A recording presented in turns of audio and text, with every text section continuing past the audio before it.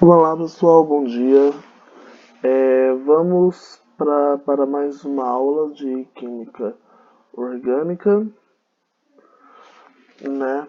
Vamos dar prosseguimento ao nosso conteúdo. Hoje nós vamos falar sobre o éter, certo? Na química orgânica tem duas palavras que são bem semelhantes, éter e éster. Só que as duas têm uma certa diferença, certo? Hoje nós vamos falar sobre os éteres, certo? Sobre o éter e vamos fazer o exercício e tal. Faltando apenas ácidos carboxílicos, certo? E os ésteres, para nós finalizarmos as funções oxigenadas. Terminou isso, nós vamos para as funções nitrogenadas, que é bem tranquila, é bem simples. São as aminas e amidas, certo? Não vamos, se der tempo, acredito que não dê, ver as nitrilas, certo? Mas próxima aula, certo? Semana que vem, nós já vamos ver essas duas últimas, os ácidos carboxílicos e os ésteres. Os ésteres são sais orgânicos de ácidos carboxílicos, certo? Então já vamos estudar os dois, certo? Para finalizarmos as funções oxigenadas, certo? Pessoal, uma outra coisa que eu quero falar com vocês, eu quero pedir, é o seguinte. Voltem nas aulas anteriores, certo? E percebam a diferença nas funções. O que representa um álcool? O que representa um fenol? O que representa um ácido, um aldeído? O que representa uma cetona? Certo? E agora um éter, certo? Cada grupo funcional ela vai ser representado por uma forma, certo? Onde se eu olhar numa estrutura, eu consigo identificar aquela função, a função ao nome dela, certo? Por exemplo, se eu ver um, um anel benzeno ligado a uma hidroxila, um grupo OH, eu sei que aquele grupo é um fenol. Se eu tiver um carbono ligado com uma ligação dupla com oxigênio no meio de uma cadeia carbônica, eu tenho uma cetona. Se eu tiver na extremidade da cadeia, eu tenho um aldeído, certo? Então, a partir da próxima aula, certo? Eu vou estar trazendo nas atividades algumas estruturas maiores, certo? Justamente para vocês começarem a treinar essa identificação, certo? Para no terceiro bimestre, quando nós estudarmos reações orgânicas, vocês olharem a estrutura e já identificarem a que função pertence essa figura. E mais uma coisa, os nomes que eu passo aqui, que eu ensino vocês a dar para esses compostos, eu uso exatamente a mesma analogia para eu desenhar uma estrutura, certo? Então tem gente que está com dificuldade. Eu sugiro, quando nós formos dar o nome, eu explico melhor. Mas a analogia é exatamente a mesma. Assim como eu uso uma regra para dar o nome para a estrutura, eu vou usar a mesma regra para desenhar a minha estrutura. Lógico que para me desenhar eu vou ter que fragmentar, eu vou ter que saber o que cada substância, o que cada ah, parte do nome da minha estrutura refere-se ou está falando, certo? Tem essa parte também. Então, vamos estudar, certo? E, e vamos seguir. A gente está quase aí o fim de junho, já quase entrando julho, certo? Então vamos lá. Vamos estudar os éteres. o éter. O éter é caracterizado por um grupo funcional dessa forma aqui. Então, todas essas três estruturas que eu coloquei aqui para vocês são exemplos de éter. As três estruturas têm nos exemplos e a gente vai conceituar, vai dar o nome dessas três estruturas, certo? Então, os éteres são compostos que apresentam pelo menos um átomo de oxigênio entre carbonos. Isso que fique muito bem claro, pessoal. Um átomo são compostos que apresentam pelo menos um átomo de oxigênio entre carbonos, ou seja, ligado em dois grupos carbônicos. Esse aqui é fundamental, tá? Aldeídos, eu tinha um carbono ligado duplamente com o oxigênio em uma das extremidades, certo? Cetona, o carbono estava ligado, uma ligação dupla com oxigênio no meio da cadeia. E aqui eu vou ter o oxigênio onde? Exatamente no meio da minha cadeia carbônica, certo? Ou seja, eu vou ter o que nós chamamos de heteroátomo. Eu vou ter uma cadeia heterogênea. Até então as cadeias eram homogêneas. Aqui a cadeia será heterogênea. Beleza? A fórmula geral de um éster pode ser representado por. Então aqui nós temos um R, esse R quer dizer o grupo ramificante, certo? É uma ramificação, é uma cadeia carbônica, certo? E aqui é uma outra cadeia carbônica. Então, o que essa estrutura aqui está me mostrando? Que o oxigênio vai estar entre duas cadeias carbônicas, certo?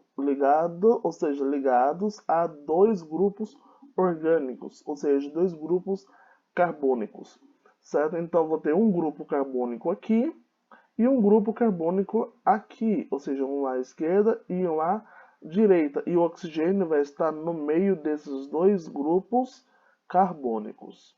Beleza? Bom, no dia a dia eu posso encontrar alguns éteres, certo? Por exemplo, essa pequena estrutura, certo? Que eu nem fiz questão de colocar o nome aqui, senão eu ia confundir a cabeça de vocês, certo? Essa estrutura é dessa planta aqui, eu acho que todo mundo conhece essa planta. Ou se vocês não estão conseguindo identificar essa planta, ela é chamada de quebra-pedra, certo? O princípio ativo do chá de quebra-pedra, tal, o princípio ativo dele é essa estrutura. Olha aqui o que eu tenho: o oxigênio entre dois carbonos, oxigênio entre dois carbonos, oxigênio entre dois, oxigênio entre dois, mesma coisa, mesma coisa e mesma coisa. Ou seja, essa planta, chamada de quebra-pedra popularmente, né, é um composto que eu vou ter 1, 2, 3, 4, 5, 6, 7 funções éter, certo? Cada Ozinho que está no meio da minha cadeia carbônica é uma função orgânica. Então, aqui eu vou ter éteres nessa estrutura.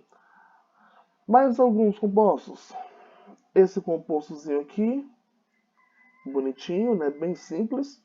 O nome dele é metoxiterquibutano. Nome assim bem bonito, né? Metoxiterquibutano. Eu vou explicar por que o nome dele. Metoxiterquibutano. Ele é usado como antidetonante da gasolina.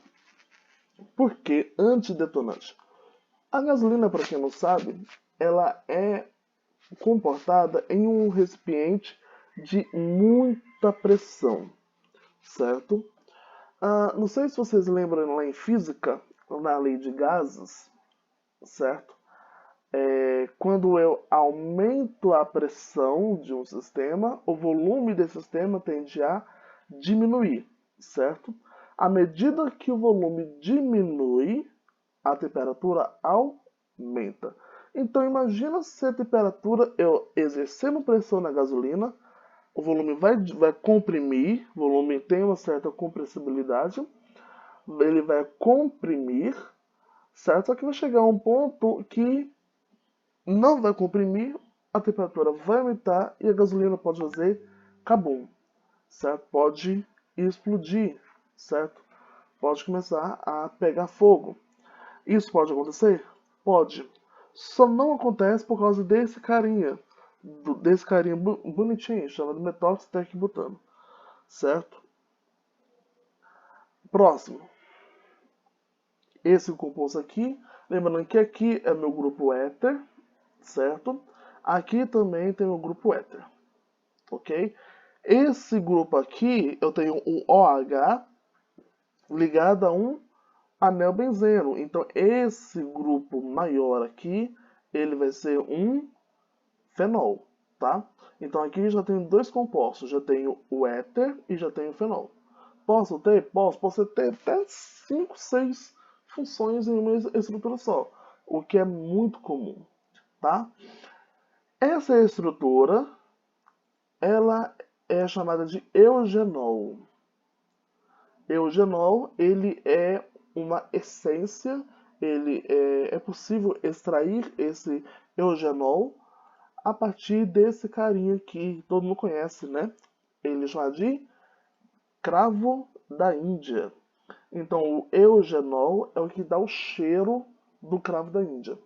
Aquele cravo tem aquele cheiro devido ao eugenol. É possível extrair? Com certeza, certo? Esse carinha aqui bem parecido, né?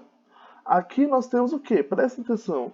Aqui nós temos duas funções. Temos o éter e temos o fenol, certo? Aqui nós temos o éter, temos o fenol e temos a cetona.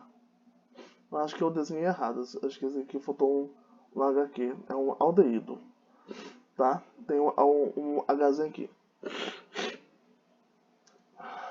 Alergia.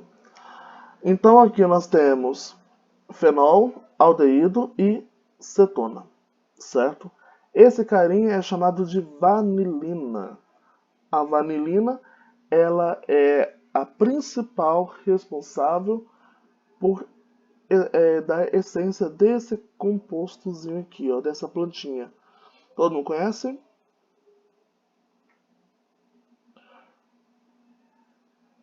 Conhece a essência da baunilha? Esse aqui, a vanilina, ela dá o cheiro à baunilha. A baunilha, ela contém vanilina. Por isso que é muito bom. E é muito bom o cheiro de vanilina. A pena que eu só usei vanilina em meio ácido. Ou seja, perigo daquela forma. Então, ok. Propriedades físicas. Em razão à geometria angular do átomo de oxigênio, os ésteres são fracamente polares. O dipolo dos éteres é tão baixo que a sua temperatura de ebulição é maior do que a dos alcanos e é bem inferior às dos álcoois, a de massa molecular semelhante. Então tá. A geometria molecular do éter é uma geometria onde nós classificamos como uma geometria angular, certo? Por quê? O oxigênio, ele é um composto onde, se nós formos levarmos só em consideração as ligações, eu tenho um composto angular. Mas se eu tiver levar em consideração os dois pares de elétrons que estão não ligados aqui, ele é um composto tetraédrico, certo? Mas isso não vem ao caso. Por ele ter dois pares de elétrons, é similar à molécula da água. Imagina, o hidrogênio aqui, o hidrogênio aqui. Tem água, certo? Eu tenho dois pares de elétrons. Então, esses dois pares de elétrons faz com que o nitrogênio tenha uma eletronegatividade muito mais acentuada do que os carbonos. Por isso que o momento de polo dele é muito maior, voltado para cima, onde estão as duas nuvens eletrônicas não ligantes do oxigênio, certo? Então, isso seria um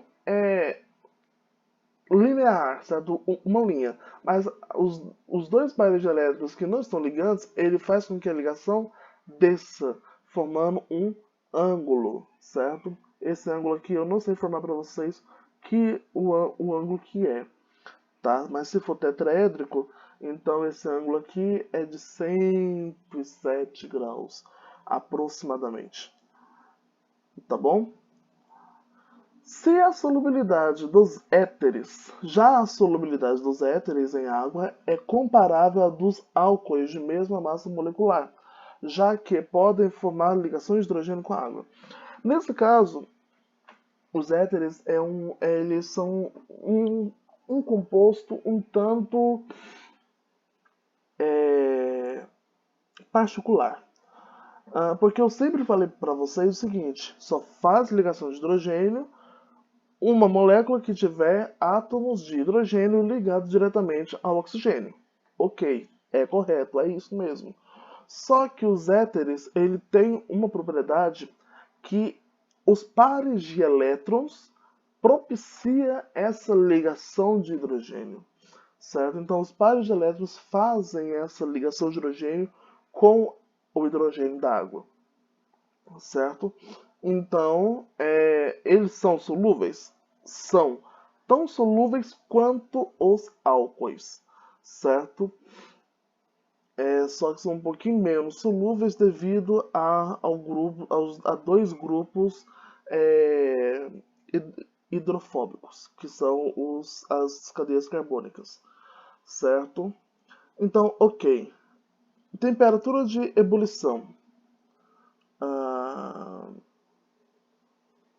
é maior do que a dos alcanos, por causa desse momento de polo aqui, certo? Que é muito grande, dessa geometria, tá? E ele faz solubilidade com a água, ele faz ligação de hidrogênio com a água, porque ele possui elétrons não ligantes, dois pares de elétrons não ligantes, e esses pares de elétrons não ligantes ligam-se com o hidrogênio da água, formando ligação de hidrogênio, certo? Lembrando que uma ligação de hidrogênio é tão forte quanto uma ligação covalente, ok? Bom, nomenclatura. Os éteres eu vou ensinar duas nomenclaturas. Uma oficial, é a nomenclatura da IUPAC, e a outra é a nomenclatura usual, certo? Então tá, nomenclatura oficial da IUPAC. Lembrando que aqui eu tenho dois grupos carbônicos, certo? Então o nome desse grupo carbônico vai ser o radical da cadeia menor, e a esse radical eu coloco o sufixo oxi mais o radical da cadeia maior. Então, ok, vou deixar essa regra aqui. Aqui, eu tenho o oxigênio aqui, de um lado tem um CH3 e do outro lado também tem um CH3. Então, aqui eu vou ter um carbono, aqui também vou ter um carbono. Tem algum menor? Não, então tanto faz, certo? Essas duas estruturas que eu vou apresentar para vocês agora são as mais comuns, certo? Então o nome dele vai ser o quê? Met, porque é de um carbono, certo? Met mais oxi, então fica metoxi. Metoxi o quê? Radical da outra cadeia. Se eu considerar que esse aqui é a cadeia maior, então esse aqui vai ser a minha cadeia menor, ou vice-versa. Certo? Então fica metoxi, CH3 é metano. Então o nome dele fica metoximetano. Alguns autores trazem hífen para se separar. Metoxi-metano. Vocês podem ou não colocar. Isso não vai deixar a sua estrutura errada. Aqui eu tenho o OH aqui, certo? De um lado eu tenho, dos dois lados eu tenho o mesmo grupo, 2 carbonos, certo? Então o nome dele vai ser o quê? Tanto faz, como são iguais, então posso começar por onde eu quiser. Então vou começar por aqui. Radical para 2 carbonos é et. Então fica et. Et, oxi, etoxi. Etoxi o quê? Etano. Etoxi, etano. Ok? Aqui, são iguais? Não, aqui eu tenho duas cadeias diferentes, certo? Aqui eu tenho um carbono, aqui eu tenho 2 carbonos. Então, aqui eu vou colocar radical da menor cadeia menor. Quem é a cadeia menor? É essa cadeia aqui. Ela tem quantos carbonos? 1. Radical para um carbono, met. A ex-radical eu adiciono o sufixo oxi, então fica metoxi. Metoxi o quê? Essa cadeia tem 2 átomos de carbono. Então fica metoxi. Aqui, desculpa, tá? Apaguei. É metoxietano. Tá? Aqui, esse grupo funcional, o oxigênio está ligado ao carbono 2, certo? Desse grupo aqui. Então eu vou ter que adicionar onde dá esse daqui. Então aqui eu tenho um carbono aqui e essa estrutura aqui, certo? Aqui tem 2 carbonos, aqui eu tenho 3 carbonos. 1, 2, 3, certo? Só que esse lado aqui, o oxigênio está ligado ao carbono 1, carbono 2. Está ligado ao carbono 1, carbono 2. Então tem que colocar o 2 aqui. Tem que mostrar em qual carbono que ele está. Então nesse caso aqui, tá pessoal? Então fica 2. A menor cadeia é esse aqui. Então fica radical para 2 carbonos, et. Então fica etoxi, 2 etoxi. Esse radical aqui, ele tem quantos átomos de carbono? 3. Então fica etoxipropano. 2 etoxipropano. Tá? E aqui, pessoal. Aqui nós temos o seguinte. Met, porque essa aqui é a cadeia menor, certo? De longe dá pra ver que esse aqui tem 1 átomo de carbono, esse aqui eu tenho 6 átomos de carbono, certo? Então, metoxi, esse aqui, benzeno, metoxibenzeno. Ou anisol. Anisol é um nome particular, tá? Não é um nome usual, mas é um nome particular dele. Ele também é conhecido como anisol. E aqui, etoxibenzeno, pode ser, também fica certo. Ou eu posso colocar 1, porque esse daqui vai estar ligado ao carbono 1 do anel, certo? 1 etoxibenzeno. Etoxibenzeno, tá certo. A única coisa que eu tenho que colocar aqui é esse 1, porque esse 1 vai estar ligado, esse aqui vai ser o carbono 1 da minha estrutura, certo? Bom, eu vou deixar o vídeo essa parte aqui, certo? Próxima parte eu gravo no próximo vídeo, tá bom? Até daqui a pouco.